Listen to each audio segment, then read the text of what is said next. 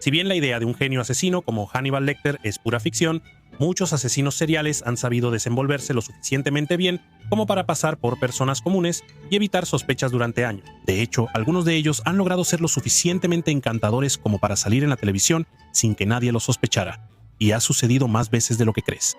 Así que hoy vamos a ver a 7 asesinos despiadados que aparecieron en la televisión antes de ser atrapados. Pero antes de comenzar, asegúrate de suscribirte a Weird History.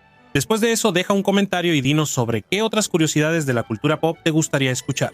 Que nadie diga vamos a comerciales. ¿Alguna vez has pensado que los personajes secundarios en tus reality shows favoritos podrían estar ocultando un oscuro secreto? Bueno, ahora vas a empezar a pensarlo. En junio de 2014, un episodio de Celebrity MasterChef presentó al cantante inglés Huya Beguil sirviendo pasta con albóndigas a conductores de autobús. No fue sino hasta después que la gente se dio cuenta de eso. Uno de los chefs que trabajaba con él era Steven Port, quien más tarde sería arrestado en octubre de 2015 por envenenar a 4 hombres. Es escalofriante darse cuenta de eso. El hombre que cocinaba con Gill conocía a hombres a través de sitios web gay, los atraía a su casa y los envenenaba con dosis letales de GHB. Coincidentemente, 3 de las víctimas de Port fueron encontradas justo cuando se transmitió este episodio. Port fue sentenciado a cadena perpetua el 25 de noviembre de 2016. Sin embargo, desde entonces han surgido numerosas preguntas sobre supuestas irregularidades en la investigación policial. Y si quieres ver un programa de televisión sobre un asesino que apareció en un programa de televisión, algo loco, lo sabemos. Échale un vistazo a Four Lives de la BBC, donde el normalmente cómico Stephen Merchant interpreta a Port. ¿Saldrías a una cita a ciegas con un asesino serial? Eso es casi lo que le pasó a una desafortunada mujer llamada Cheryl Bradshaw en The Dating Game en 1978, cuando eligió a Rodney Alcala sobre los otros concursantes. Cuando le preguntaron cuál sería su momento favorito, respondió: la noche, explicando además que la noche es cuando realmente se pone bueno. Su respuesta a qué comida sería un plátano estuvo cargada del mismo doble sentido, con Alcala diciéndole a Bradshaw: pélame. Alcala estaba participando en The Dating Game de la misma manera que muchos otros concursantes. Aunque en retrospectiva su actuación es innegablemente inquietante, pero fuera del aire, Alcala era un asesino serial activo, uno de los más notorios de la época, apodado el asesino del juego de citas. Después de su aparición en el programa, se confirmó que Alcala mató al menos a 8 víctimas, aunque el número real se desconoce y podría ser de hasta 130. Bradshaw no llegó a salir con Alcala diciendo: empecé a sentirme mal. Estaba actuando de manera muy extraña. Rechacé su invitación, no quería volver a verlo. En otras palabras, si alguien no te da buena espina, lo mejor es confiar en tus instintos. Si quieres ver la dramatización de esta escalofriante experiencia, échale un vistazo a Woman of the Hour en Netflix, dirigida y protagonizada por Anna Kendrick como Bradshaw, junto con Daniel Sabato como Alcala.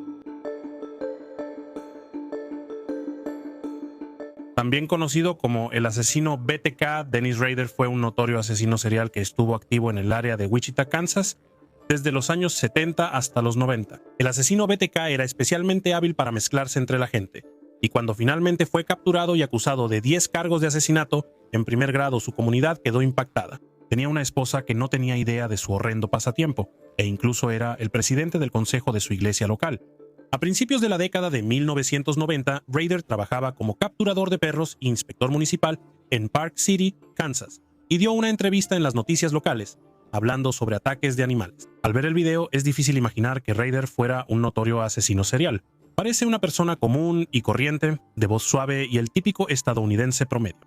Pero Rader permaneció prófugo como uno de los criminales más infames del siglo XX, hasta que finalmente fue capturado en 2005, pero BTK no es el único delincuente violento que aparece en las noticias locales. En junio de 2011, la estudiante de Derecho de Mercer, Lauren Giddings, fue asesinada en su departamento mientras la policía se apresuraba a descubrir qué había pasado. Las noticias hicieron una entrevista en vivo con el vecino de Giddings y también estudiante de Derecho en Mercer, Stephen McDaniel, para tratar de obtener más información sobre Giddings. Pocos sabían ellos que McDaniel era en realidad el asesino. Se había colado en la habitación de Giddings una noche y la estranguló.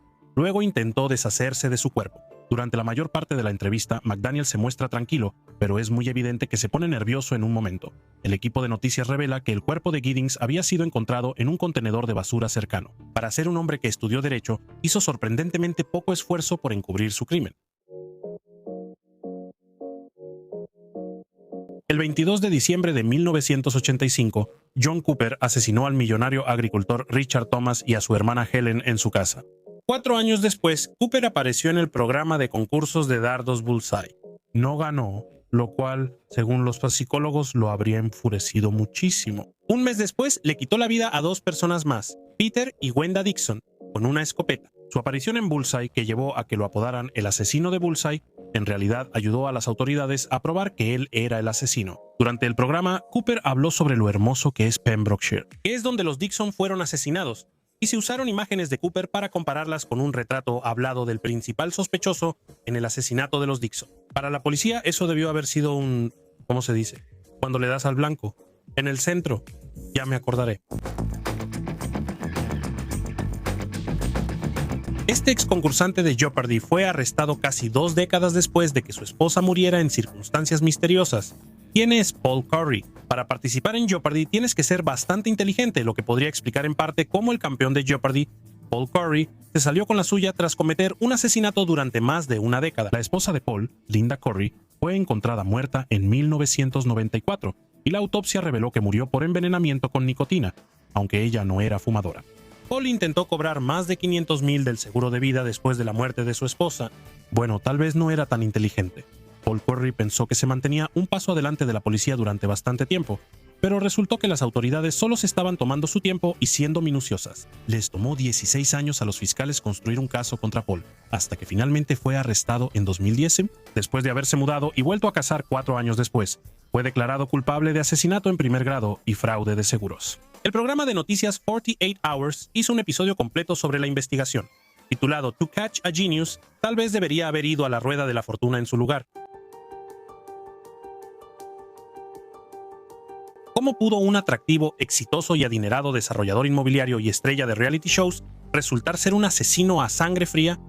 Esa es la pregunta en torno a Ryan Jenkins, quien fue acusado de deshacerse de su exesposa Jasmine Fiore y tirar sus restos en un contenedor de basura. Jenkins había aparecido recientemente en un episodio de Megan Wants a Millionaire, donde jóvenes adinerados competían por conquistar a la ex concursante de Rock of Love, Megan Hauserman. Sus amigos y familiares quedaron impactados cuando Jenkins, cuyo apodo en el programa era Seductor Nato, fue acusado, pero su comportamiento hacía difícil creer que fuera inocente. Siempre se enojaba fácilmente en el programa, y más tarde se reveló que había sido acusado de un delito menor de violencia doméstica después de que se le señalara. Jenkins huyó a Canadá, donde se encerró en un motel de mala muerte y se quitó la vida antes de que las autoridades pudieran detenerlo. La cadena VH1 había realizado su habitual verificación de antecedentes a Jenkins, pero de alguna manera pasaron por alto su historial de violencia doméstica. Después de una larga batalla legal entre 2 firmas de investigación privada contratadas por la cadena, un costoso acuerdo resultó en una casi bancarrota y una frustrante falta de culpabilidad concluyente. VH1 canceló Megan Wants a Millionaire. El día después de la muerte de Jenkins, archivaron una nueva temporada de otro reality show llamado I Love Money, porque Jenkins también apareció en ese programa y querían eliminarlo. ¿Por qué estos tipos son tan buenos en los concursos? ¿Y tú qué piensas? ¿Has visto alguna de estas transmisiones? Cuéntanos en los comentarios abajo. Y ya que estás aquí, échale un vistazo a algunos de estos otros videos de Weird History.